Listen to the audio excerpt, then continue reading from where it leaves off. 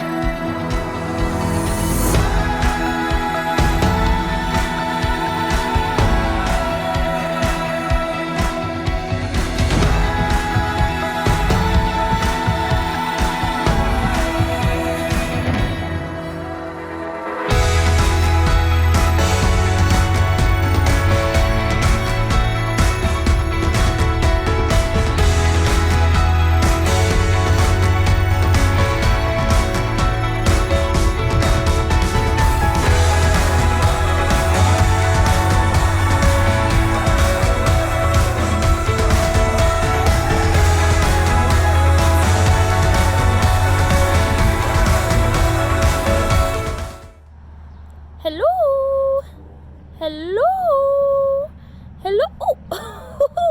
Hello. I was not expecting you. I do apologize because I was not looking for you either. You see, I am Rusty the Raccoon, if you don't remember me. And Pastor Rachel told me that today we are doing a Noah's Ark reenactment. So, I'm pretty sure that means she is sending me a raccoon lady friend. Woohoo! We all know that the animals went 2 by 2 into the ark, and I can't wait to meet my number 2. Wait, I probably shouldn't call her that, should I? But anyway, let's get to the most important part of the story. The most important part of the story is when all the animals get a girlfriend. Wait. That's not the most important part? Then what is? Wait a second. Are we talking about the part where they get off the boat today? That is ridiculous. I'm going back to my dressing room. Rusty, I am pretty sure you do not have a dressing room. I think it's just a trash can. But anyway, Rusty had some things pretty mixed up today. He thought the most important of the story of Noah's Ark was when the animals were getting on the boat. But there's one part that is much more important. But before we talk about that, we're actually going to go back a couple chapters in Genesis, and we're going to talk about something that happened before Noah was even born. In Genesis chapter 4, we actually hear the story of the first murder, which is really sad. And I'm sure it was really scary when it happened because nothing that horrible had ever happened before. But in Genesis chapter 4, there's a story about when Adam and Eve's son Cain killed their other son Abel because Cain basically blamed Abel for all of his problems. And when that happened, there was something really bad and really sad that happened. This first really, really evil act happened in the world, and all of a sudden in our Bibles we see that people just keep getting more and more evil. They were doing horrible, horrible things. And so God came to the conclusion, God realized that he had to destroy the whole earth and start over. Not because he made any mistakes at all, but because humans made so many mistakes that were so horrible. But then something amazing happened.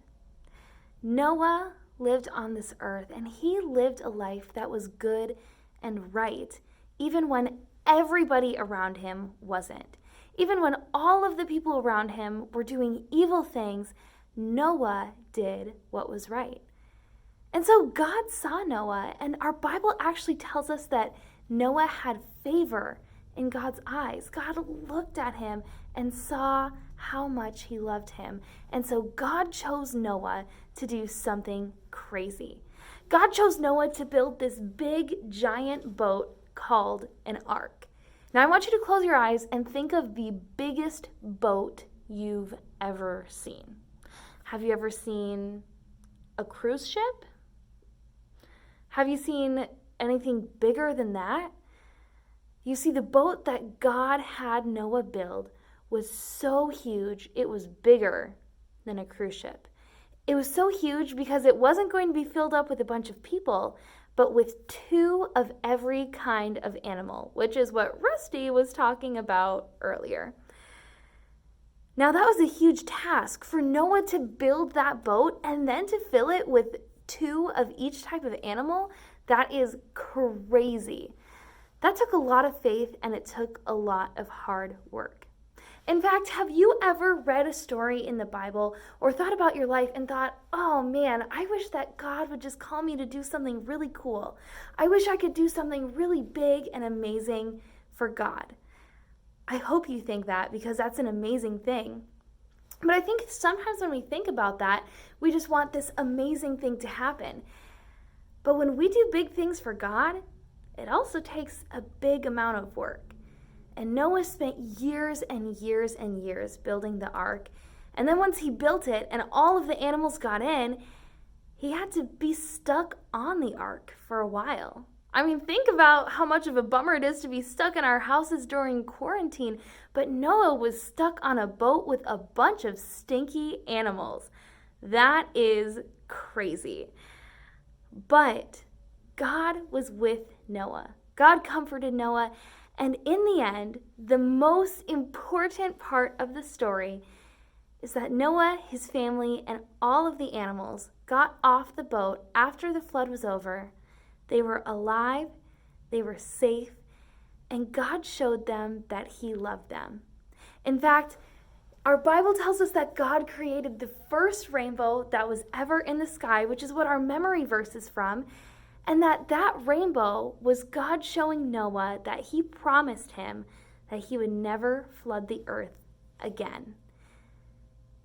And so Noah did something that was really hard. He did something that was really crazy. He did something that took so much time to complete. But in the end, God's plan could be trusted. In the end, Noah and his family were safe, they were happy, and they had done something amazing for God. And so that is our starting line truth of today. Here it is right behind me. It says we can always trust God's plan.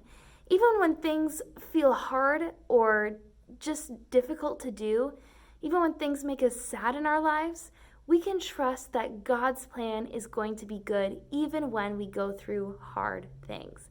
And we can trust that when we want to do great things for God, even if it's difficult, he is with us. His plan is good.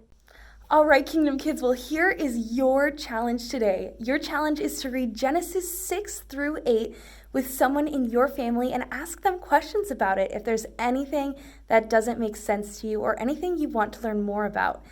And then your second challenge is, just like me and my friend Alligator and little bird over here, I want you to just play in the water today.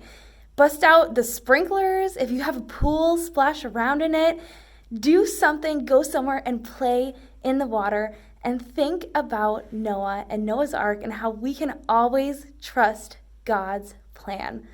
All right, Kingdom Kids, well, I will see you this Sunday, and I'll also see you next week, Tuesday at 11 a.m. You are so awesome. I'll see you soon. Bye, Kingdom Kids.